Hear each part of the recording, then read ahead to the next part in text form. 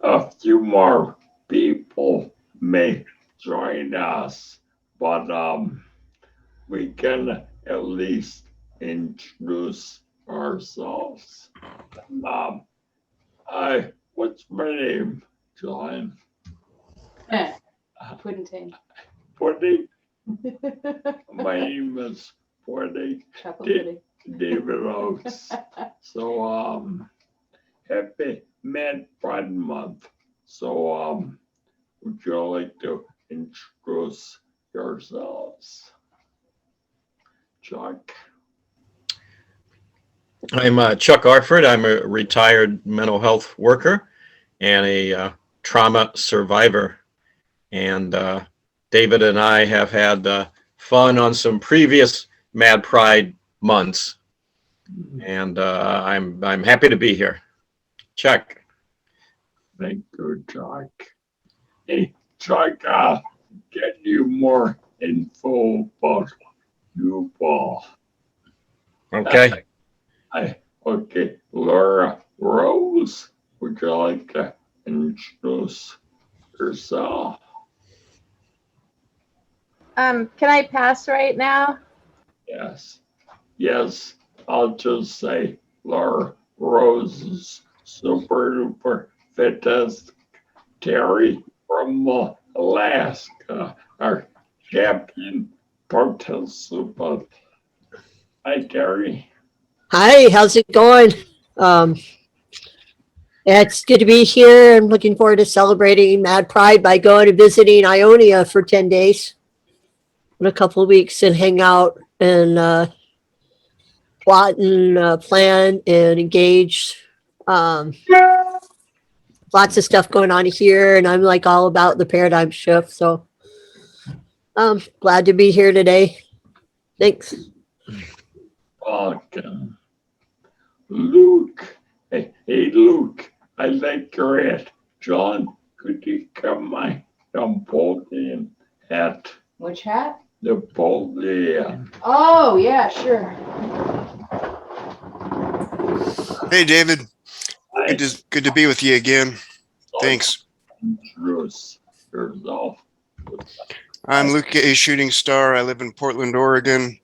I've been involved with MindFreedom since 2012 or 2011 era. At one point, I was designated as office manager, point person contact at Oregon State Hospital when that was a long time ago. And currently, I'm still interested in being an ally of MindFreedom and facilitating coordination and support for peer-run organizations in Oregon and beyond. And glad to see you again, Terry. Glad to see you here, Laura Rose. You're both very much integral in this subject matter. Can we talk sometime, Terry, about the city repair project connection? That would be great. What's the name of your group? I'm the founder of Mutual Benefit Society, which is like the lodges system, Rotary International, Masons, Elks, Odd Fellows. And I strongly believe that embracing a mutual benefit structure would really serve the peer community. So I've been connecting with peer-run organizations to establish that locally and globally. It's called Global Community Designs. Okay, what video were you interviewed our friend? And what group was that?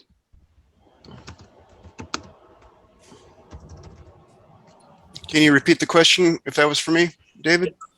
Sent me a YouTube video a few months ago. A small group of you interviewed an author. What group was that? Oh yeah, that's one of our spin-off projects. That's one of our programs called Reconnecting with the Earth for Personal and Global Healing. I see. This is the effort of merging permaculture with wellness support, therapeutic activism, climate change, therapeutic. They should be one. These are huge communities, and that's the connection to City Repair Project, which I've been working on, and I could use your help, Terry. The whole like permaculture design to residential facilities and permaculture principles, harm reduction, trauma-informed care, all of this represent permaculture principles in my mind. So Well, I'm helping to raise awareness of this. great. Well, without further ado, I'll start our meeting. Yes, small meeting. Okay, and first item, welcome to Met Pride Month. Every July. Yippee! Yeah. Yay, yay. Nice hat, buddy. Nice hat. Yeah, well, the big stereotype of mental patients is Napoleon. So why would feeling you're empowered and part of an army be considered crazy? So we have a wonderful guest with us. Tell us about plans for Mad Pride. Now, Mad Pride is now, so obviously pretty small. But I'm thinking about next year, the year 2022. That we have a year to get ready to do events.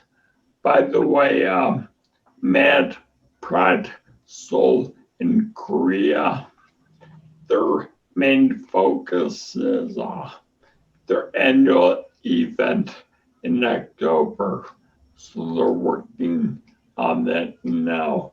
They joined Support Coalition as a sponsor group. So I made a calendar and events and resources about Mad Pride Month. If you did not get that, let me know and I'll email it to you. So our next activist has heard me like meander about many ideas, but Ian, brilliant, Ian liked Mad Pride Month. So I wonder why, and I wonder what's in store for us. So take away, Ian. All right. I think I missed my turn on the introductions at the start, but yeah. I did that purposely. Oh, very, very smart. But my name is Ian, he, him pronouns. And of course, as most people know, I live in Eugene, Oregon. I'm a mental health consumer, and generally I'm critical of the mental health system, but I'm also just critical of systems of power in general that the mental health system plays into. Can everyone hear me all right? By the way, I'm on my phone. We're good? Yep. Okay, great. So basically, I really think Mad Pride Month is a really important concept because Mad Pride itself is still kind of marginal. It doesn't really get a lot of recognition, and it's not really well understood. And I think there's been a lot of obscurity, unnecessary obscurity around where the concept of Mad Pride comes from.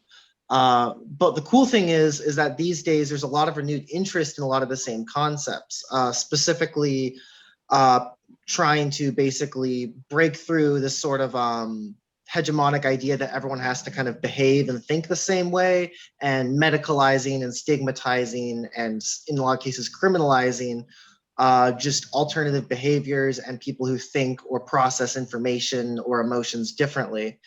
And a lot of people don't really feel like they can have pride in being different. It's either a very shameful thing, something you have to worry about because of your rights being taken away. And so I think really spreading the idea that rather than, mental disorders and mental differences, that people who are well, everyone should have some sense of mad pride, since sanity itself is a bit of a myth.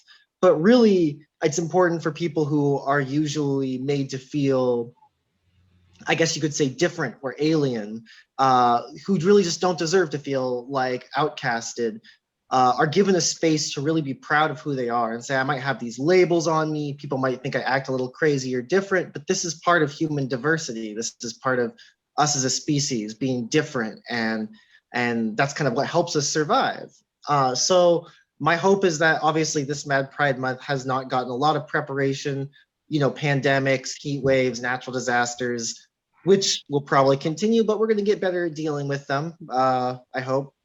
And, I hope that Mad Pride Month and just Mad Pride in general becomes a way to sort of rally people and give them an alternative place to meet up. Because right now, people have kind of a support group system, and the support groups are very important, but it's largely based around, this is the problem I have, and I need to talk to people with the same problem. And that's really important. That should always be, taking care of yourself. It should always be the first step.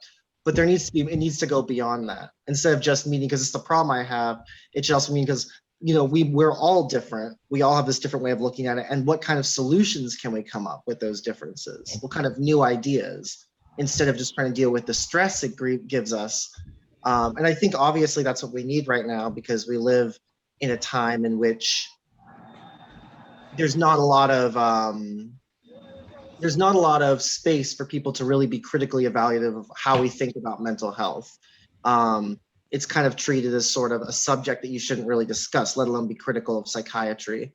So I hope that Mad Pride Month is able to kind of take off as a concept.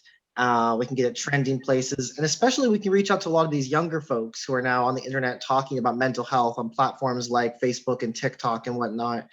And my hope would be to kind of connect them to the history of the psychiatric survivors movement, the history of the fight for civil rights in institutions and in psychiatry in general, and the way this intersects with racial and LGBT justice issues.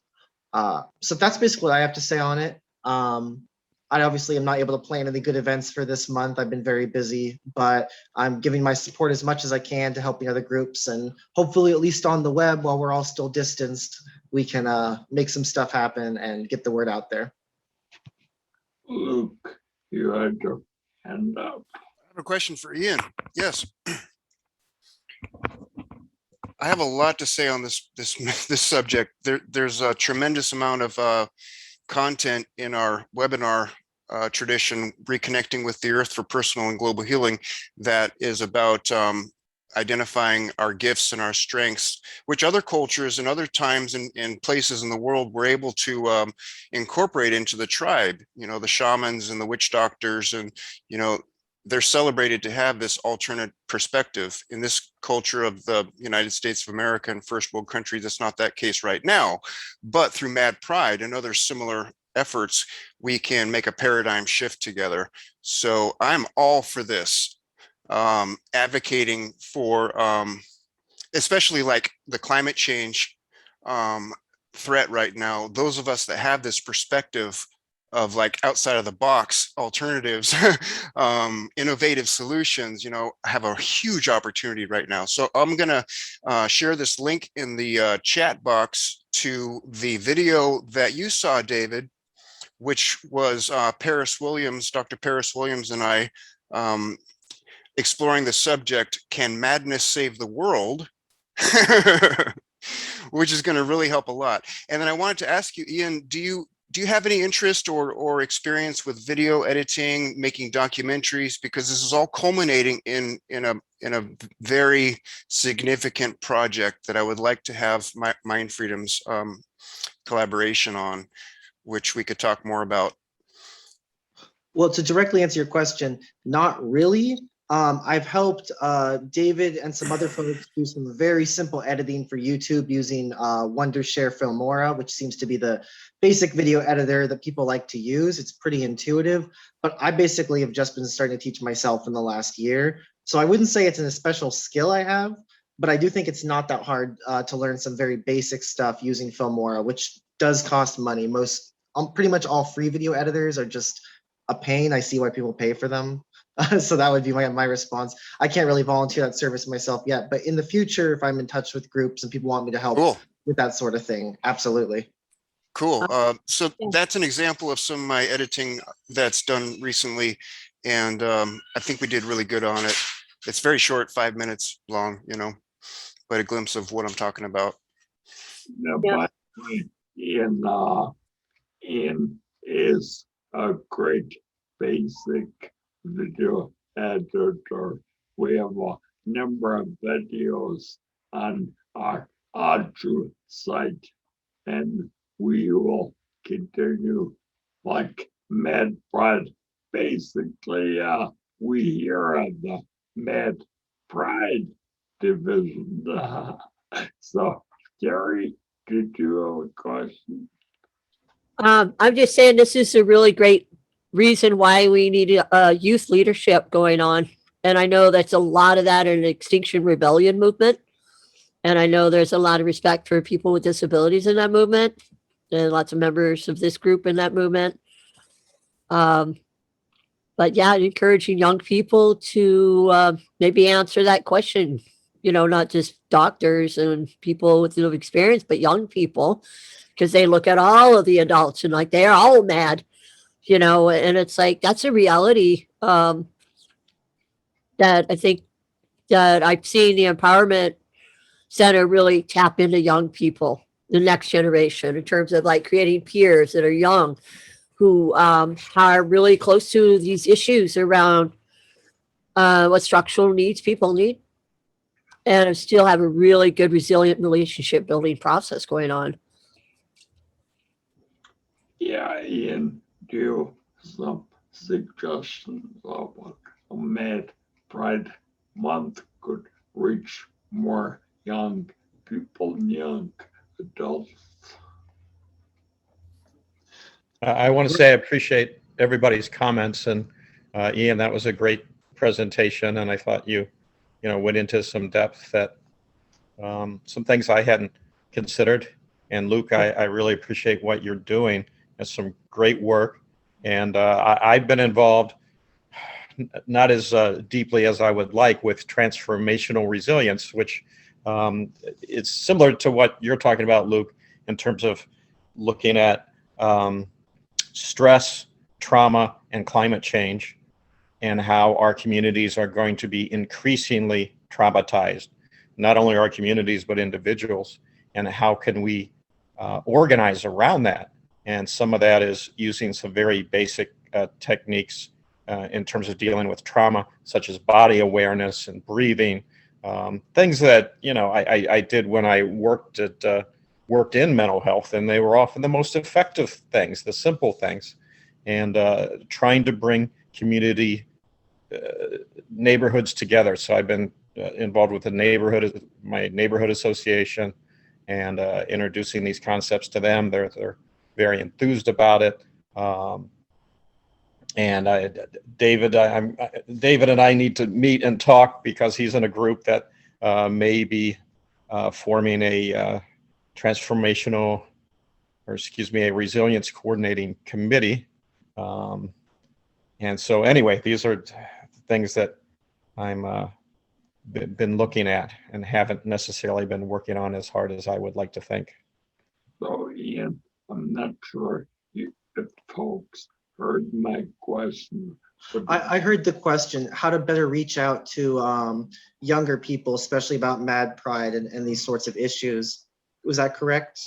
Yes. Yeah, that's always $1 million question. I'm only barely young people anymore, being in my 30s now. I think it can be really tricky, and it kind of depends. We kind of talk about young people as a homogenous group, but what you really need to find are young psychiatric survivors and young mental health consumers, first and foremost. And the reason I say that is you'll get a lot of people, young college students, who are interested in issues in like an intellectual way, but lack of some certain lived experience. And you organize with certain people first, people who are just jumping from social justice to social justice issue. A lot of the nuance gets lost, and a lot of the voice of people most affected by, I would say, psychiatric and mental health oppression gets lost. So I think it's really important to find ways of reaching out to people who may have had these sorts of issues. A lot of times they're, community resources guys they give to young people who are having what's at least labeled as a mental or emotional issue. And those resource guides at best direct them towards a local NAMI chapter, and at worst kind of just get them into the psychiatric system real quickly and don't provide a lot of alternatives. So as much as I want to talk more about Mad Pride activism and such, just having, it does, peer support, basically having those peer support avenues open and known about by younger people, and how to do that can be tricky, but can be really important, because if you don't have peer support as a basis, you're always going to be kind of relating to these sorts of issues in a sort of medical model, sort of defer to authority sort of way. And I think, so part of Mad Pride is really something, this is about empowerment. But it's also important that we don't accidentally seem like we're not taking people's problems seriously. I've noticed a lot of younger people who have psychiatric labels, for instance, they get a bit annoyed by Mad Pride, where they're like, well, I'm not able to live my life and I just want more medical care, and they'll only give me these options and this and that. And it comes more back to the alternatives perspective. And so I think being able to tie those things together, and first and foremost, letting people know that, Mad Pride is not about ignoring the real challenges people have, but opening the space for people to be proud of the things that make them different. I don't know if that really answers the question. Also, social media, I guess. Young people younger than me are all on TikTok now, and you've got people going viral talking about these issues. Having some folks really, like MindFreedom did with YouTube, where they created those videos with interviews, those are very effective, but making those and really trying to work on getting them out more, really trying to break through that sort of internet media sphere, especially for folks in North America, can be really important.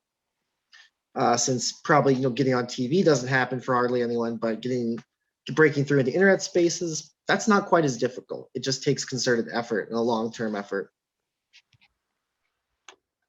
I should mention that the reason I got really interested in July goes many decades back. A group in New York always did a protest in July.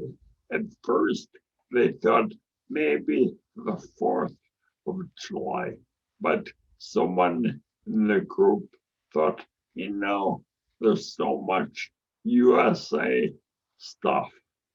Let's pick Bastille Day.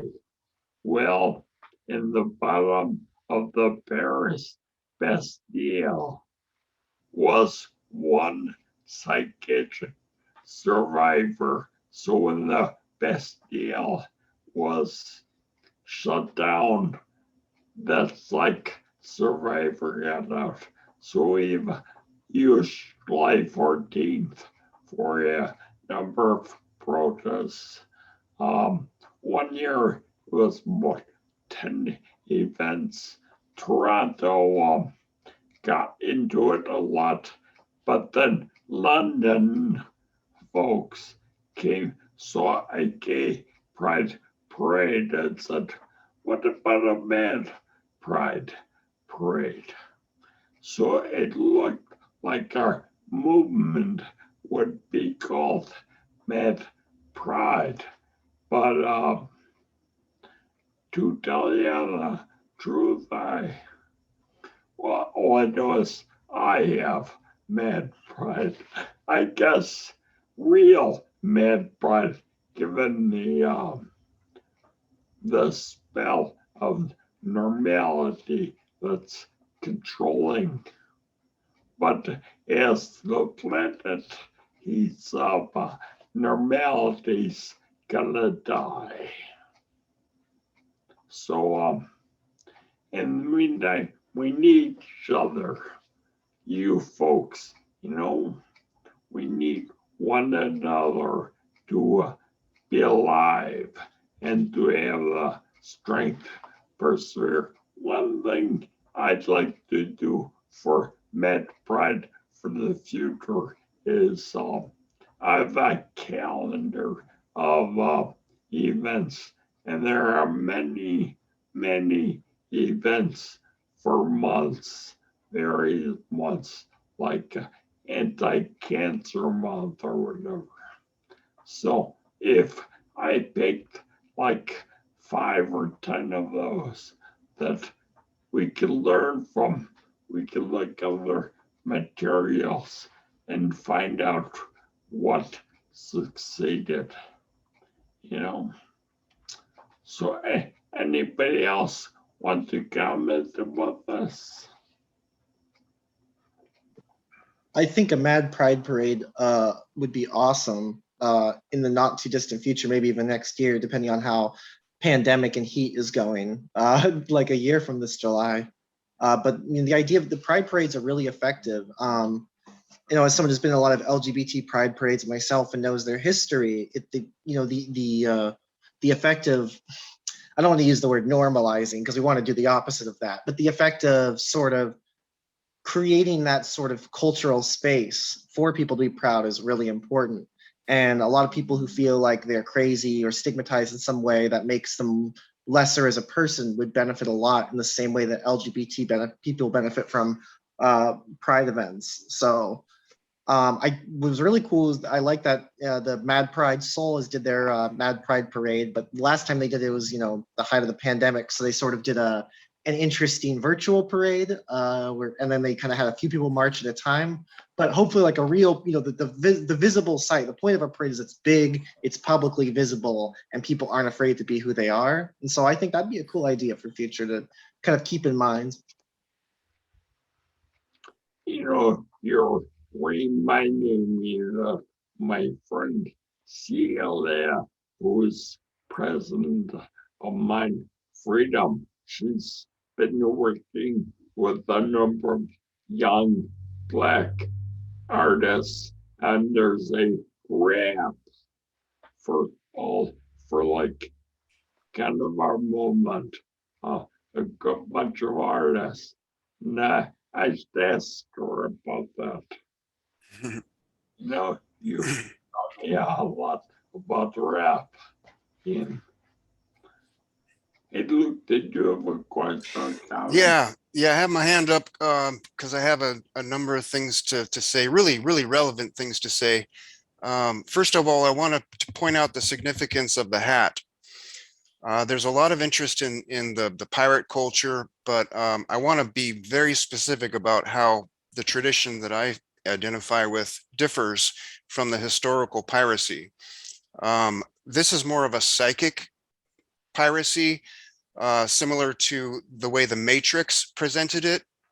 There was this this group of independent freedom fighters that would broadcast an independent signal into the Matrix to free the minds from the Matrix.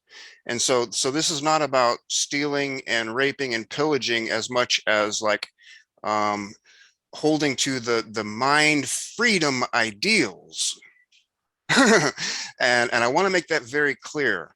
So if we were to do some sort of a parade to unite many groups, I could suggest something of that theme, you know. And what's going to happen if we rush the entire system in a very visible way and propose that if we insert permaculture principles, sustainable, nourishing, sensitive, trauma-informed principles into the healthcare system, what might happen? Because actually the healthcare system is a great example of how unsustainable the current paradigm is. And people overlook that. And what would happen if there's that theme? That's a huge opportunity. So I'm going to throw out a few names. I get a lot of information from Sunrise Movement, from Earth Guardians, from First Fridays for the Future, for Fire Drill Fridays, you know, Jane Seymour Fonda, you know, these are a lot of great groups that are receptive to this message and have a lot of people in them. Greta Thunberg, you know, that are paralleling us very powerfully. So if we could produce some sort of a, you know, the Altered States of Empowerment is a great example of some platform to gather people together. That would be awesome. Anybody have any ideas or connected with them already? That's great to get some help. Thanks. I like that look. Altered states of empowerment. Nice. It suggests alternative. It suggests the alternative United States. You know, there's a lot of great themes in there. Also, it turns out that in a way we are always 100% of the time womb to tomb in alternative states, you know, because there may be normal states, but we would have no way to know for sure, right? So in a way, we're always and all the time, but yes, this empowerment, unfortunately, we're in altered states of disempowerment. I mean, we in Oregon just broke records on Sunday for heat, but this trance spell of normality is like controlling. Greenpeace started when Greenpeace started, they called it non-violent mind bombs, like going after a whaling ship. It may be saved one whale for 1 hour, but it was a non-violent mind bomb. Well, Arthur, by the way, let me mention we have something to celebrate. We have been trying to stop 2 bad bills in the legislature, and we won. Yay. Woo. Yay. No, that's been going for more than a year. Unfortunately, State Senator Prosenski, who I know who's a liberal, he got caught up in increasing coercion. Well, both bills lost. So I've invited the little subcommittee that stopped these bills to work more closely with us in MindFreedom Oregon. We'll see how that goes. But and Laura Rose had to leave, but something to know about Laura Rose. She and I are on a little board that started 10 years ago, Oregon Consumer Survivor Coalition. Now it's about as small as you can get, like 6 of us just meeting twice a year to keep it going. But it's totally independent and it's a 501c3. So we don't go there.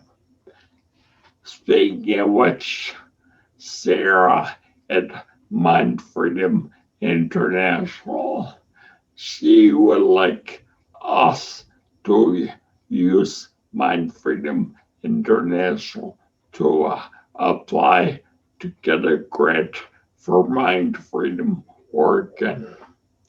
Before my accident, I did that 4 or 5 times, getting like 5 or so K at the time.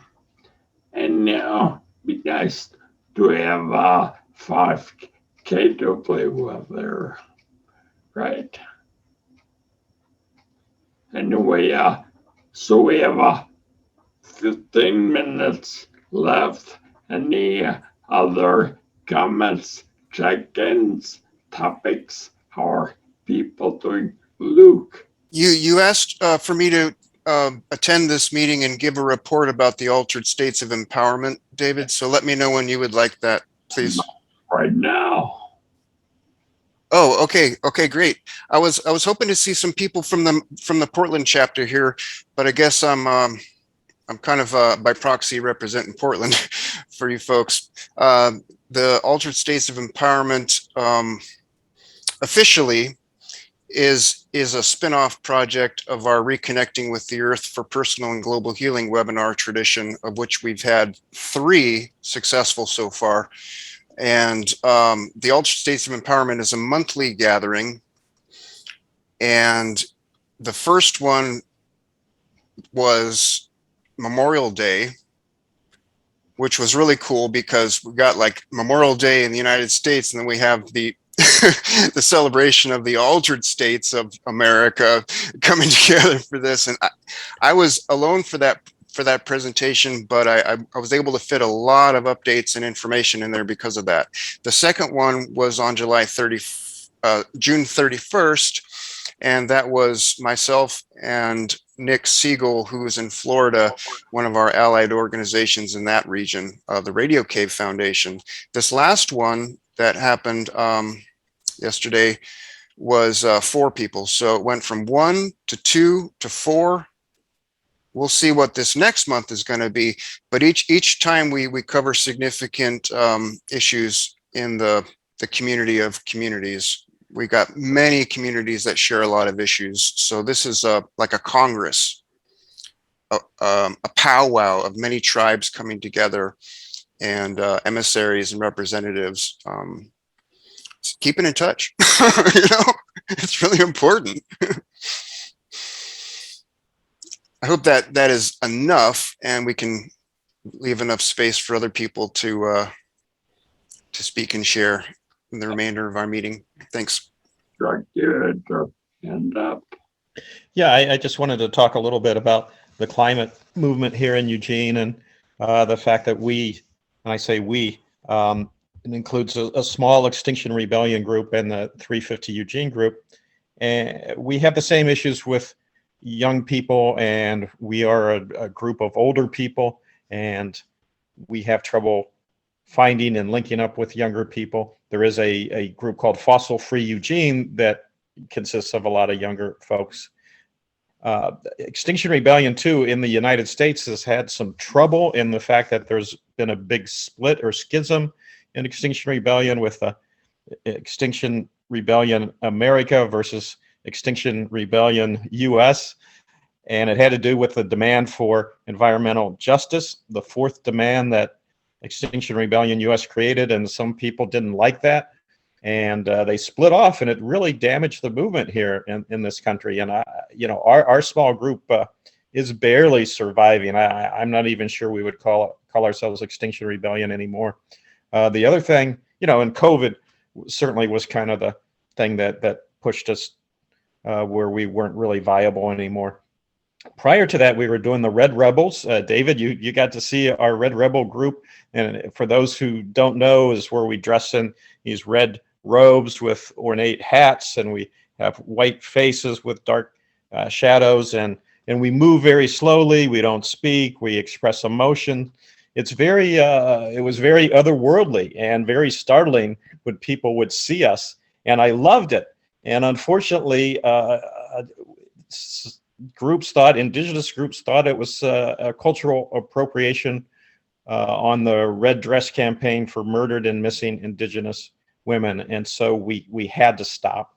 There was just too much pressure. It just wasn't, fair. And I don't necessarily agree with that, but anyway, it was powerful. And we got in the paper. We were kind of the photo of the year. We were in the Eugene parade, and we were making an impact. People, again, were just startled. They didn't know what to make of us.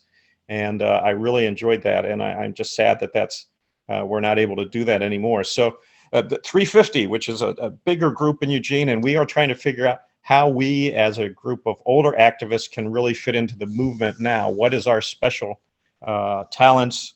There is a bunch of younger people that are in, like Beyond Toxics, and David, the group that you are in, I believe, again, young people, people of color. And so there is that group out there, and we're figuring out how we can try to connect with them. And so I know that's a little bit off topic, but I think it relates. So.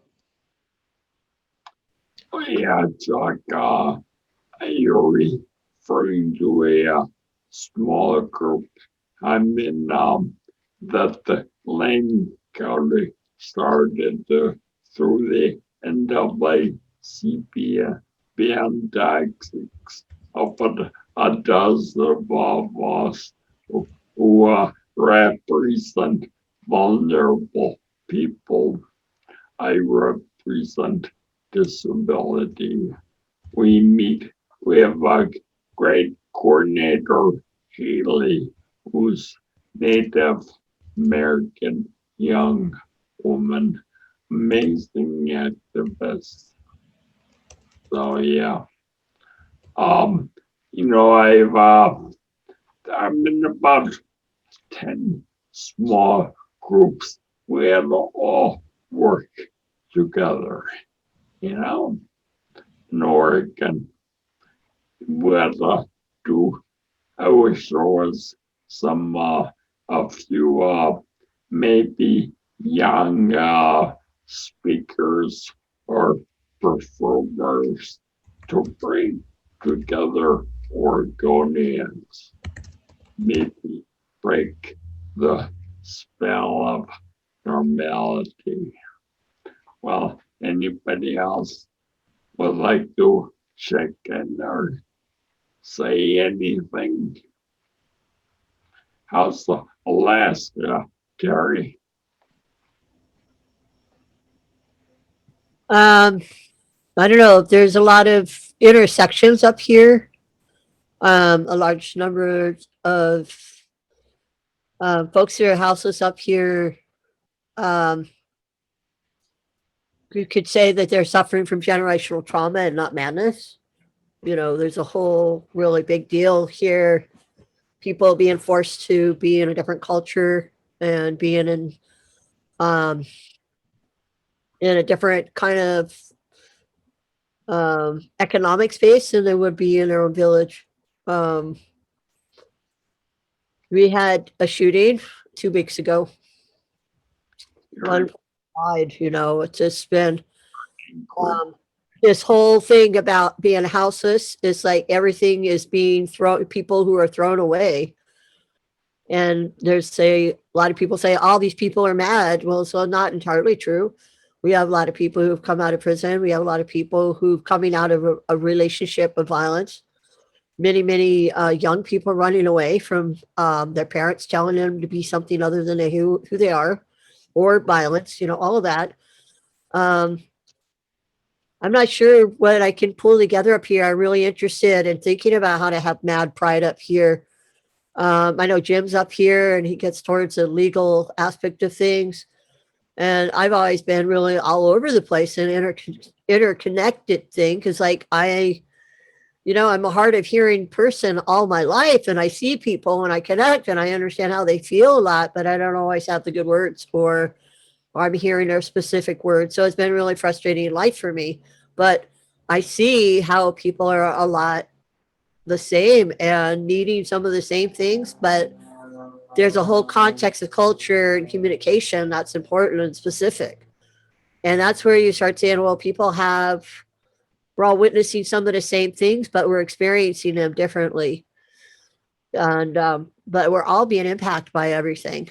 We're all getting impacted. And it's just really different.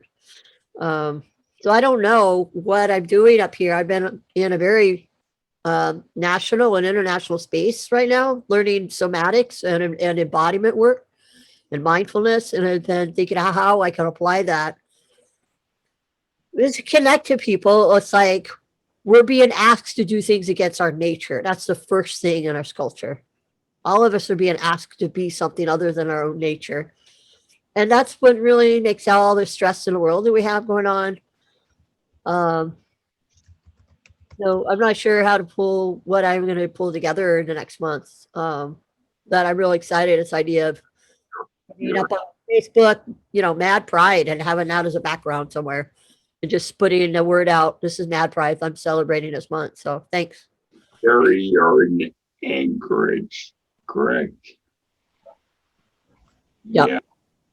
Well, maybe keep it in mind next year. I've kind of been obsessed with thinking about 2022.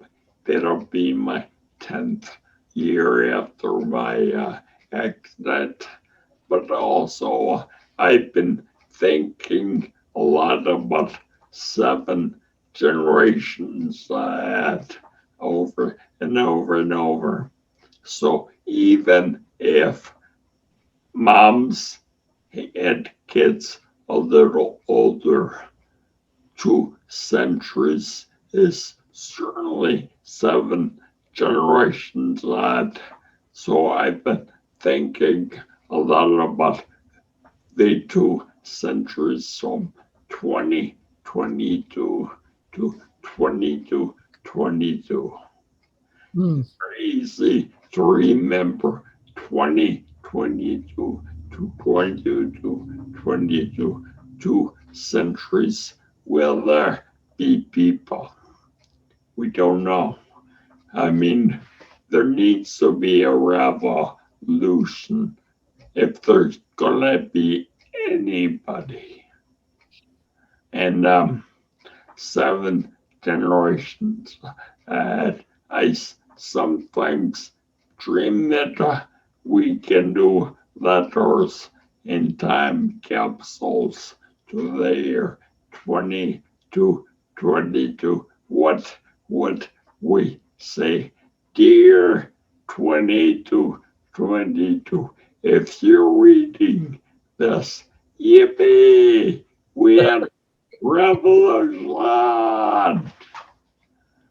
I think a lot about the year 2222. I'd say it's where I laugh. I think about 7 generations ahead. Has anybody heard of the Kogi Indians? Kogi. Anybody? Okay. When Europeans landed in the Western Hemisphere, of course they fucked up everything, right? But there's one set of villages that survived in northern Southern America, and they've made a documentary. It's on YouTube. I'll email you. They talk about climate, these indigenous people, and it's a great message. I'd say it's probably the most important movie I've seen. I'll email you about it. Are they interested in collaborating with other communities beyond their? They're very isolated. Yes, that's what I gathered. Okay. Open up rope bridge once in a while. They've only done it twice. Once for the BBC.